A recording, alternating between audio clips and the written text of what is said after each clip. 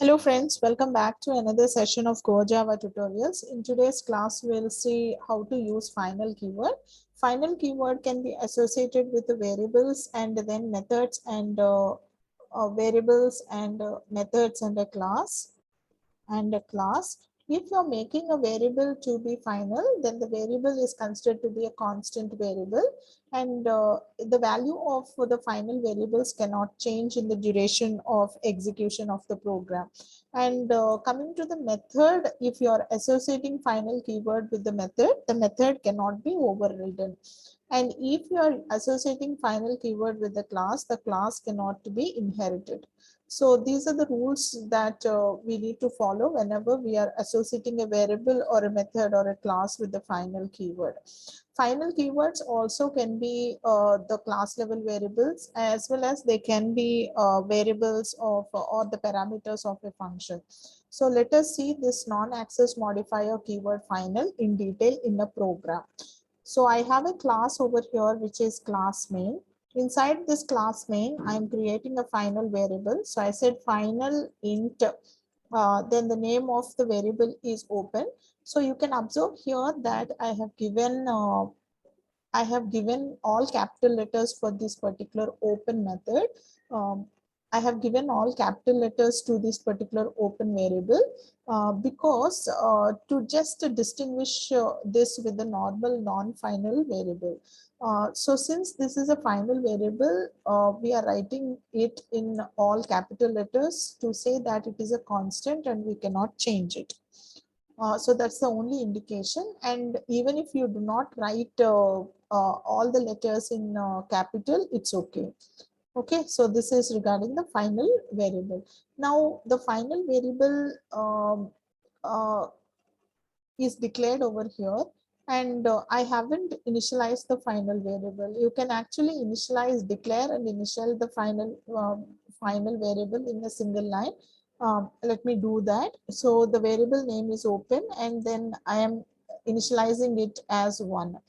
Okay, fine. So now let me write the main method and public static void main, and then these are string args.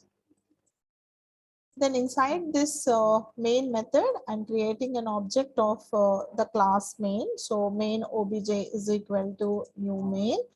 And then now I'll be accessing the final variable and I'll print it on the screen. So I said system.out.println and I'll say obj dot. So the name of the variable is open. Okay, so let me run this program and show you the output. So you can see that I got an output 1 because the value of this constant variable open is 1. So I got 1 as an output. So let me show you some other modifications into this program and let us understand the final keyword in depth. So I have declared and also initialized the final keyword over here.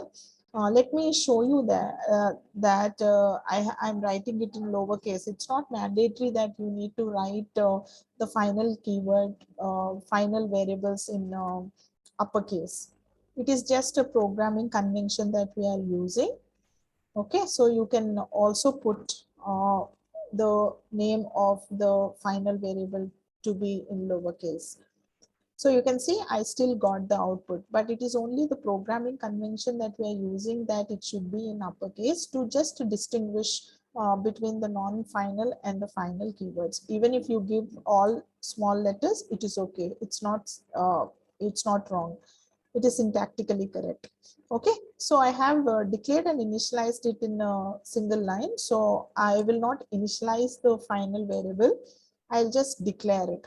Now, if I just declare it and leave it off, it is syntactical errors. So if I declare and leave it off, it results in a syntax error. So I have to initialize it somehow because it's a constant and it's a final variable. So where do I initialize it? I will be initializing it in the constructor of the class. So I have to initialize it in the constructor of the class. So I said int x over here. And then I'm initializing it in the constructor. So I'm saying open is equal to X. Let me just make it capitals. Okay, let us follow the programming rules. Okay, fine. So I said, so I have declared it over here, but I have initialized it in the constructor. So let me execute this and show you the result. Okay, so I need to pass it. So I have taken arts constructor here. So I just need to pass. So I'm putting value 4 for open.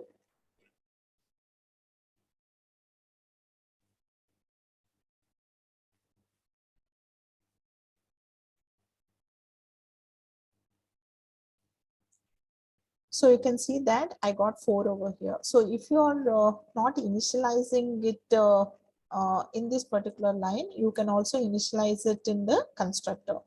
Now let me tell you one more point regarding this. Say for example, I have static and final variable.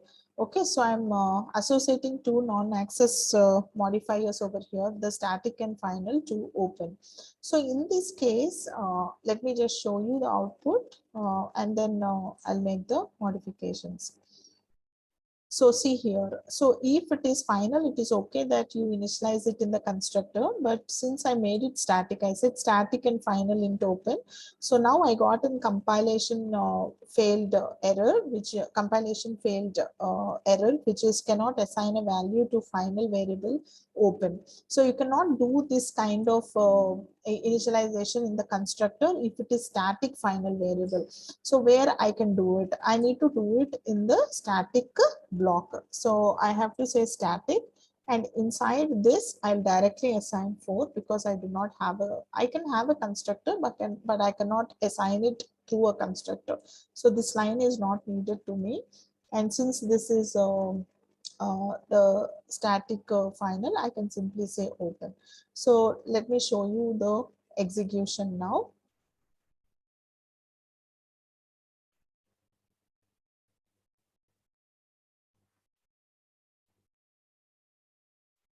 So you can see that I have initialized the static final variable in the static block. So this is the correct syntax of initializing and declaring a final variable.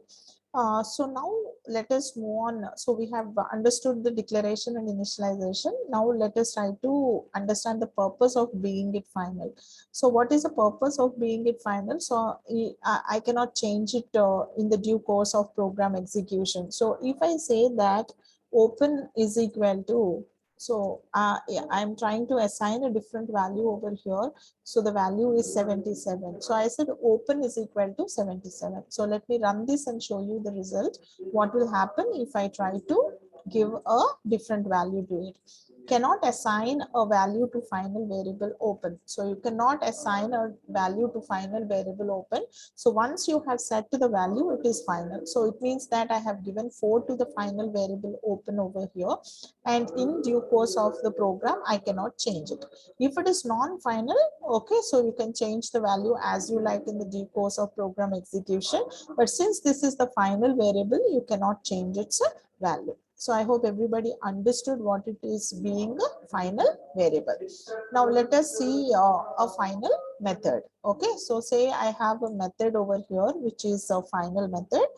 So I have void so I have void m1. So this is the normal method, and so inside this method, I have system dot out dot println, and so I'm saying inside parent m1.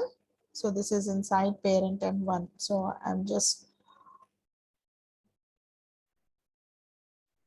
giving that in the system dot out dot println. So inside parent m1. So semicolon over here. So this is my main class. Okay, so I'll change the name of the class. So this is A. So this is class A. So here I'm writing another class, which is class B, and I said extends A. Okay, so now B is the subclass and A is the superclass. I'm overriding the method that is there in the parent class. So I am overriding it. And here I am saying inside the child class. Okay. Inside the child M1. So I have overridden this M1 method from the parent class in the child class, giving my own implementation to it in the child class. So this is my class main, and so in here, so I'll be creating an object of the child class. So I say child B obj is equal to new B. Okay. So let me try to access M1. So I'm saying obj dot M1. So let me execute this and show you the result. Okay. So I'll be getting, since I have created the object of the child class and I'm trying to access M1, so I'll be accessing M1 of the child class. Okay, so the child class overridden method will be called for me. So it is saying inside child M1. Now I'm making this method in the parent class to be final. So I said final void M1. So I'm saying final void M1. So when I say final void M1, and I am trying to override it in the child class, and let us see what will be the result of it. So if it is not final, we are able to do that, right? We are able to override it. But now since I have made it final, so you can see in the output that error, there is an error over here. M1 in B cannot override M1 in A because overriding method is final. So you cannot override a method which is final. So this is regarding the method overriding a final method. And now let me show you making a class being final. So I'm making this class as a final. So I said final class A, and now let us see whether you can extend this class which is final. So you can see again, I got an output saying cannot inherit from final A. Okay, so once a class is made final, you cannot extend the class. So there cannot be subclasses of a class which is being final. So these are the functionalities of the final keyword. And you can also make the variables, parameters inside a method to be final. So say for example, so I have M1 method here and I'm making this as final. So I said final int X. Okay. And let me pass some 5 into this particular method, and X is taking the value of 5. And inside this, what I'm doing is I'm saying X is equal to X plus 20. Okay, so I just tried to change the value of X, and let me print the value of X inside the main method, inside this M1 method. So what I did here, so the parameters also, the parameter is int X, and I made this parameter to be final. So let us see whether this is valid or not. Yes, it is valid. Okay, so you can have a parameter to be final, but giving it a different name, yeah, changing its value. Okay, so I have given 5 to it, but here I try to change it to 25. So that is not valid. Okay, so it is saying final parameter X may not be assigned. So I cannot say X is equal to X plus 20. So that is wrong. Okay. But if I want to print X, I can absolutely do that. It's not a mistake. So say I have a final variable, a parameter, and then I am trying to print the final value. So I got an output. Okay, so this is totally valid. So these are all the functionalities of the final keyword, and a constructor cannot be final. Okay, so say for example, I'm having a constructor. So let me take off all this. And so I have class B. Okay, so I have class B, and say I have a constructor here, and I said final B, and then I have something like this. Okay, so let me actually run this and show you. So if I just take off the final, okay, I just took off the final and we'll see whether this program will run or not. Yes, this program is working fine because constructor is valid, right? We can write how many ever constructors you want. You can overload them and all that. Now I'm making this constructor to be final. Okay, so I made the constructor to be final, and let me run this code and show you the result. So you are seeing that the result over here, it is saying modifier final not allowed here. So you cannot make a constructor to be final. So these are all the usages of final keyword. So to give you the concept in the nutshell, you can associate final to a variable, to a method, and to a class. If you are making a variable to be final, it is considered to be a constant variable, and in the due course of your program execution, you cannot change the value.